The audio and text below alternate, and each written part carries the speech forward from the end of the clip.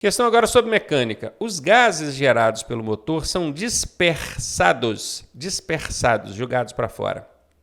Pela ventilação do motor, pelo silenciador que fica lá no escapamento, pelo escapamento ou pela ventoinha. Essa ventoinha, a gente tem várias ventoinhas no veículo, né? Mas quando fala ventoinha, normalmente está relacionado àquele ventilador, aquela ventoinha que fica na frente do radiador ali, puxando o ar para fazer o ar passar pelo radiador. Não tem nada a ver com gases gerados pelo motor, nada a ver. Pelo escapamento, ok, porque a gente sabe que os gases gerados pelo motor, eles são jogados para fora, dispersados por meio do escapamento. Então, aqui está certo. Silenciador também fica no escapamento, só que não é para cuidar de gases. Silenciador é para cuidar do barulho, ruído que o motor provoca ao queimar, explodir o combustível ali. Então, está fora. Pela ventilação do motor, essa ventilação é a que é causada aqui pela ventoinha. Então, letra A e letra D, praticamente a mesma coisa. Está fora, confirmada aí, letra C para você. Questão sobre mecânica. Não é componente do sistema de arrefecimento do veículo. Então, atenção que aqui a questão está pedindo qual que não é. É muito comum a gente esquecer e na hora de ler as alternativas marcar aquela que é. Presta atenção, não é. Arrefecimento é o sistema de resfriamento. É o que controla a temperatura do motor, né? Vamos lá, ventilador e resfriamento tem tudo a ver, né? A gente até usa o ventiladorzinho em casa, no calor, não é verdade? Então, isso aqui é um equipamento componente do sistema de arrefecimento. O alternador não é um componente do sistema de arrefecimento. Alternador, para você que ainda não decorou, ele é o gerador de energia elétrica. Professor, mas não é a bateria que gera energia elétrica? Não. A bateria armazena a energia elétrica. Quando você precisa de energia elétrica para suprir o veículo, seja para acionar a buzina, para acionar uma luz qualquer do veículo, uma seta, farol, seja o que for, vem da bateria a energia elétrica. Mas ela não gera energia, ela só reserva, só armazena, ok? Quem gera é esse bacana aqui, ó, é o alternador. Então, esse aqui, ele é um componente do sistema elétrico e não do sistema de arrefecimento, ok? Então, já achei a resposta.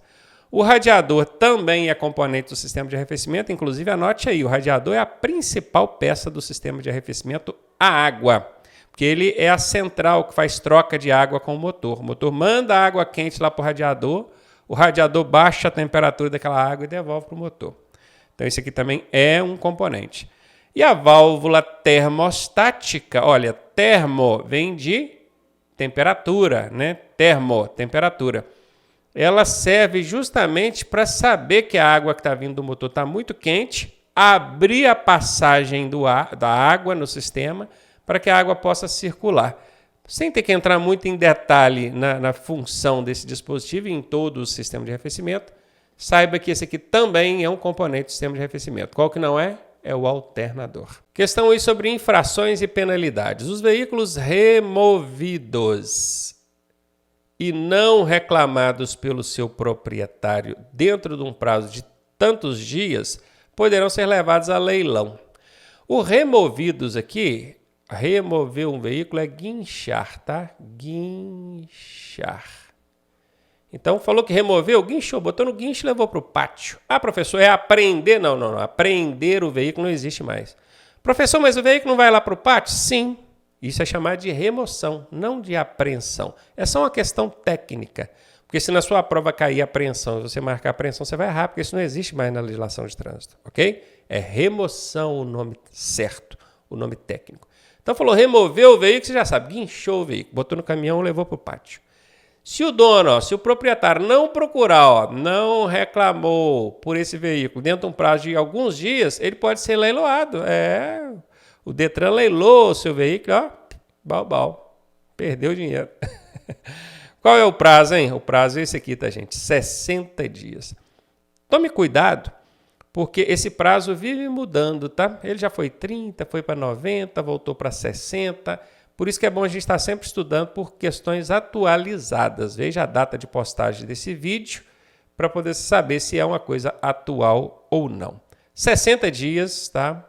é o prazo que a legislação estabelece hoje. Removeu, guinchou o seu veículo lá para o pátio. Dentro de 60 dias você não procurou, ele pode ser levado a leilão. Não quer dizer que ele vai ser, não. Tem veículo que fica um ano lá e não é leiloado. O Detran precisa juntar ali um lote de veículos, promover o leilão. Então, enquanto juntava esse lote de veículos, ele passou de 60 dias, ficou lá 70, 90 dias, 120 dias, um ano, e não chegou a ser leiloado. Então, o poderão, quer dizer, no 61º dia já corre o risco dele ser leiloado, tá? Antes disso, ou seja, 60 dias ou menos, certamente não vai leiloar o seu veículo. E aí, tá gostando da aula? Eu sou o professor Ronaldo Cardoso e tenho o caminho das pedras para você chegar à sua aprovação da forma mais suave possível. Se você fizer exatamente o que eu te pedi, eu garanto que você passa. Clique aqui no primeiro link da descrição e vem ser aprovado com a gente. Questão sobre sinalização viária. Qual a cor da sinalização horizontal? Lembrando que sinalização horizontal é aquela que vai no chão, pinturas no chão, no pavimento, no asfalto. Qual a cor da sinalização horizontal que indica a área de proibição de estacionar? Normalmente você vai ter ali a placa de proibido estacionar. E se você observar, não é obrigatório, tá? Mas quando o órgão de trânsito opta por colocar, ele coloca ali junto ao meio-fio uma cor amarela, uma linha de bordo, não é exatamente uma linha de bordo, tá? Mas é uma sinalização horizontal que fica ali na margem da pista, junto ao meio-fio, de cor amarela. Essa aqui é a resposta. Então você viu a placa de proibido estacionar e quer saber em que extensão que é proibido estacionar, é só você observar essa linha de cor amarela que tem junto ao meio-fio ali, tá? Enquanto tiver aquela linha amarela, não pode. A linha virou branca, aí você já sabe que a partir dali já pode estacionar. Beleza? Outra coisa, uma observação aqui. É muito comum a gente ver o órgão de trânsito pintar o meio-fio de amarelo. A mensagem até é passada. Os motoristas entendem que o objetivo do órgão de trânsito foi sinalizar ali com aquela linha horizontal. Só que está errado, tá, gente? Pelas normas de engenharia de tráfego, do CONTRAN, para a gente sinalizar com essa linha, ela tem que ser no asfalto, junto ao meio-fio. Né? Tem um meio-fio, tem a canaletazinha ali que escoa a água, logo depois da canaleta, 10 centímetros ali da canaleta, já vem essa linha, né, que tem que ficar no asfalto e não no meio-fio. Professor, então se estiver no meio-fio, eu posso estacionar porque a sinalização está errada? Não pode porque tem a placa, né, cara? Você pode até recorrer, alegando ali equívoco ou erro na sinalização e tem até chance de ganhar com base nisso. Mas não é certo não, tá? Mas entenderam, né? A linha amarela é que mostra aqui a extensão por onde há a proibição de estacionar. Questão sobre sinalização viária. A luz do semáforo mudou para o verde. Deu para entender, não deu? Você está lá, sinal vermelho, de repente ficou verde. Mas o trânsito à sua frente está congestionado. O que é trânsito congestionado? Está tudo parado. Não andou. Você olha lá na frente, trânsito todo parado. Nessa situação, o condutor deve fazer o quê, hein? Prosseguir, pois o sinal está verde e você está obstruindo a passagem dos veículos que vêm atrás de você. Só que está tudo parado lá. Se você puxar com o sinal verde, corre um grande risco de você parar dentro da área de cruzamento. Se você fizer isso, é infração de trânsito, porque você vai fechar o trânsito na via transversal. Ah, mas a culpa não é minha. O sinal abriu e o trânsito está todo parado, congestionado. A culpa é sua, sim. Porque diz o Código de Trânsito Brasileiro que você não deve avançar se houver a possibilidade do seu veículo ficar imobilizado dentro da área de cruzamento. Olha antes, tá? Se viu que vai precisar ficar dentro da área de cruzamento, não vai não. Fica quietinho aqui. Quem está atrás com pressa começar a buzinar, deixe ele te passar e parar dentro do cruzamento. Se tiver que tomar multa, vai ser ele. Beleza? Então aqui está fora. A letra B diz que tem que aguardar, pois há a possibilidade de ter o seu veículo imobilizado na área de cruzamento. Lindo, foi exatamente o que eu falei. Se o trânsito está congestionado, não vai não. Porque se for, corre o risco aqui, ó, de seu veículo ficar imobilizado dentro do cruzamento, você fechar a via transversal e tomar uma multa ali. Certamente vai ser essa a resposta. Vamos ler as outras aí. Buzinar, para que os veículos que estão à frente saibam que o sinal abriu. O que vai adiantar? E é normalmente o que o pessoal faz, né? Buzina para quem está lá na frente andar. Não tem como andar, o trânsito está todo congestionado. Então está fora. E no caso de você buzinar aqui, ainda pode tomar uma multa média aí por uso indevido da buzina. Letra D, virar à direita, mesmo estando na faixa apropriada, para fugir do engarrafamento. O virar à direita talvez fosse até uma alternativa sua, uma opção, a saída. Só que olha aqui, ó, mesmo não estando na faixa apropriada. Aí você vai sair atravessando 3, 4 faixas para entrar na frente de carro, correndo o risco de complicar ainda mais o trânsito. Isso aqui é infração, tá? Para fazer uma manobra de conversão à direita ou à esquerda, você tem que se deslocar para a faixa apropriada com antecedência. Não faz de última hora de qualquer maneira não, porque é infração. Está errado. Então ficamos mesmo com a letra B de bola. Questão sobre sinalização viária. É sinal sonoro executado pelo agente de trânsito para ordenar ao condutor a redução da marcha. Esse reduzir a marcha, gente, não significa, todo mundo confunde isso em prova, não significa que você está de quarta tem que colocar terceira, ou está de terceira tem que colocar segunda, não.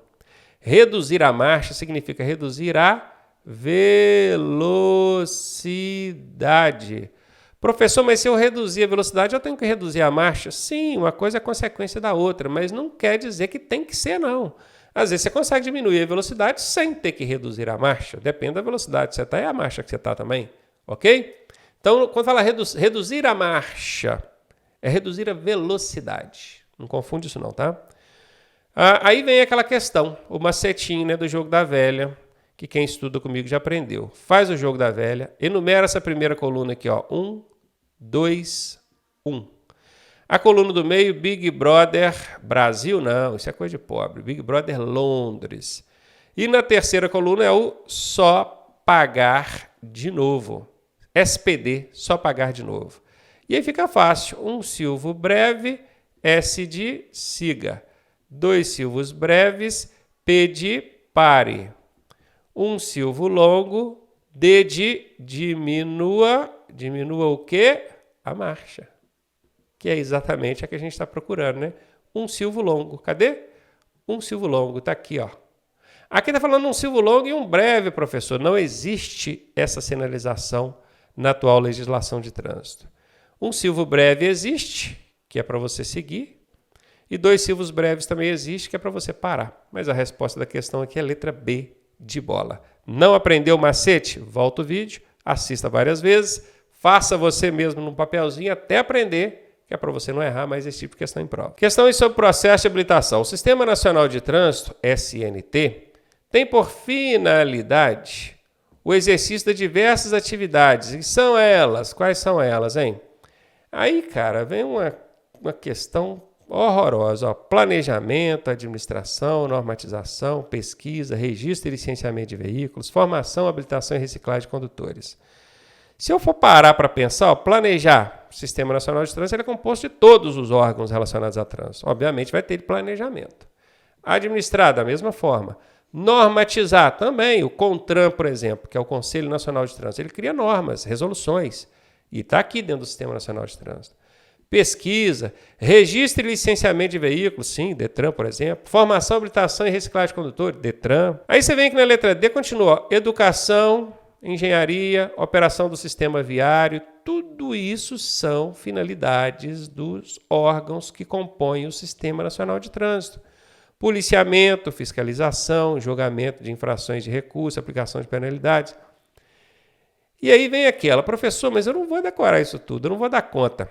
Então presta atenção no macete. Existe um macete que eu chamo de macete do elefantinho. Quando você não souber a resposta de uma questão, você tem que tentar responder essa questão com macete. No nosso curso eu ensino vários macetes, que é para você não chegar lá, tipo assim, eu não sei a questão, fecha os olhos, A, B, C ou D, salame, minguê, né? Não é assim, aí é hora de você aplicar o macete. Que macete que dá para aplicar aqui? O que é o macete do elefantinho? Você vai bater o olho na questão e vai achar a maior resposta vai ser ela. Professor, mas aqui tem essa e essa que são pequenininhas. Mas tem essa aqui e essa aqui que são grandonas. São 2 elefantes, é um casal de elefantes. Eu posso responder as duas? Não, tem que responder uma ou outra. Mas vamos analisar. Ó. Na letra B está dizendo que as respostas A, olha A aqui, ó, e D, olha D aqui, ó, estão corretas. Aí, ó, A letra B já trouxe a solução. Em vez de você ter que responder A e D, você vai responder só B, que ela já está dizendo exatamente o que você queria, que a A e a D estão corretas. Você só pode marcar uma alternativa. Já marquei. Olha ela aqui, ó. É uma fazendo referência a duas, ó. Pronto. Somebody love. Professor, e não é essa letra C que não somente a A está correta? Se fosse somente a A está correta, você não precisava marcar a letra C, você podia marcar só a letra A. Ela já seria correta. Então, para essa aqui estar certa, essa aqui também estaria certa. Aí teria duas respostas à questão. Então, de cara, você já sabe que essa e essa aqui não pode ser. E aí você ficaria entre B e D. A letra B já diz que tanto essa quanto essa estão corretas. Somebody love, aprenda a utilizar os macetes em seu favor. Hein? Tem elefantinho? Tem dois, professor. Se não tivesse essa letra B aqui dizendo que as duas estão corretas, você teria que chutar ou na A ou na D. Teria que chutar, aí não tem como. Mas pelo menos chutaria com 50% de chance de acertar, porque o macete do elefantinho já te ajudou a entender que uma das duas vai ser a resposta. Questão aí sobre mecânica. Podemos afirmar que o motor mais usado nos veículos atuais é o elétrico. Bom, a gente até sabe que existe motor elétrico aí, que está tentando se popularizar. Mas se a gente for olhar hoje, cada 10 veículos aí, 10 não, talvez a cada 1000 veículos, um seja elétrico. Ou de cada 100 veículos, um elétrico. Não sei a proporção, não. Mas eu posso te afirmar que os elétricos ainda não são maioria, né? Está falando que aqui o motor mais usado. O híbrido é o elétrico mais combustão, queima combustível. Ele tem gasolina, tem etanol, mas tem também o motor elétrico. Então ele trabalha de forma híbrida. Esse é até mais comum do que o elétrico. Se for olhar no trânsito, você vai encontrar mais veículos híbridos do que elétricos, tá? O pessoal ainda está meio resistente para aderir aí à questão do elétrico puro. Motor térmico de combustão. Combustão é que queima combustível, queima gasolina, queima etanol, queima GNV, que é o gás natural veicular. Esse aqui, sem dúvida, é o mais comum, né, gente? E esse motor a água aqui, se existe, eu nem sei. Nunca ouvi falar que um veículo tivesse motor movido a água. Absolutamente não. Então, essa aqui é a resposta, tá? E diríamos aí, numa proporção, um chute, tá, gente? De cada 100 veículos, diria que uns 90 são de combustão, queima combustível puro. Uns 25 seria híbrido e uns 5 seriam elétrico. Mais ou menos nessa proporção hoje, né? Quem sabe um dia ainda muda esse cenário aí. Então, o mais comum, o mais usado é o térmico. Térmico porque ele trabalha mediante calor, alta temperatura. Questão aí sobre infrações e penalidades. Parar o veículo sobre a faixa de pedestres. Na mudança de sinal luminoso, quer dizer, estava fechando o semáforo, você bobeou, quando fechou, você freou, mas freou um pouco tarde. Aí acabou imobilizando o carro sobre a faixa. Isso é infração de natureza o quê? Aí, mais uma vez, a gente tem que saber, né, qual é a natureza da infração, é complicado. Porque são mais de 500 condutas infracionais. Mais de 500. É um livro de mais de 800 páginas, o manual de fiscalização. Nem a polícia, ninguém sabe todas de cor. Eu acho a maior covardia o Detran perguntar a natureza de infração, seco, assim, na lata. Tá? Mas aí tem um macete que ajuda, aquele macete, né? Você vai analisar a situação e observar se aquilo oferece risco direto à segurança ou à vida. Imagina, o sinal fechou, você parou em cima da faixa de pedestre. Isso oferece risco direto à segurança ou à vida? Não oferece, cara. Se oferecesse risco direto, tipo assim, você não parou, passou com o sinal fechado, aí seria um risco direto, porque correria o risco de atropelar alguém em cima da faixa. Mas você parou, mas parou ali com a frente sobre a faixa, pegando um pouquinho da faixa. Depois o pessoal começou a atravessar. Então até existe um risco indireto, né, à segurança desses pedestres. Mas risco direto à vida, à segurança, não. Então se não oferece risco direto, você já pode eliminar aqui a grave e a gravíssima, tá? Se não oferece risco direto à segurança ou à vida, você já pode eliminar a grave ou a gravíssima. Aí você vai chutar entre a leve e a média, aí você já tem 50% de chance de acertar, tá? Nesse caso, a infração é média. Quando o sinal fica no vermelho e você imobiliza sobre a faixa pedestre, é infração média. Veja bem, você não quis imobilizar ali, você deu uma bobeada, cochilou, e acabou imobilizando o carro sobre a faixa pedestre. Isso é infração média. Agora imagine outras duas situações aqui que é para você não confundir isso. Imagina que não é o fato do semáforo ter fechado, não. O semáforo estava aberto, ou então nem tinha semáforo. Era um lugar que tinha faixa pedestre, mas não tinha semáforo.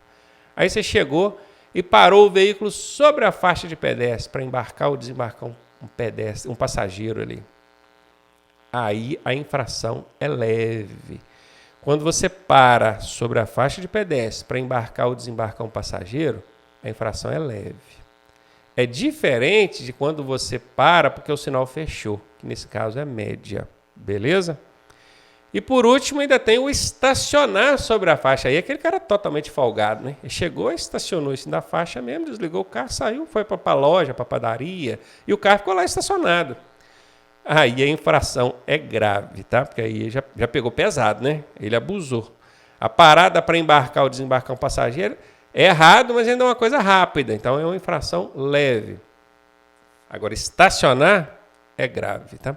Inclusive, eu acho até que está fora da ordem. Para mim, essa parada do semáforo aqui, ó, ela que deveria ser leve. Deveria, né? Porque ela não foi uma parada voluntária, ela foi involuntária. Sem a pessoa querer, ela cochilou, quando ela viu, ela já tinha parado sobre a faixa pedestre. Essa deveria ser leve, né? Parece que o código fez uma inversão aí. Mas beleza, para não confundir a cabeça, a gente já sabe. A do semáforo parou sobre a faixa pedestre é média. Não é semáforo. Parou para embarcar ou desembarcar, ó, embarque de passageiros, aí é leve. Ou então, se estacionar, que aí você foi totalmente abusado, né? Estacionamento, aí é grave.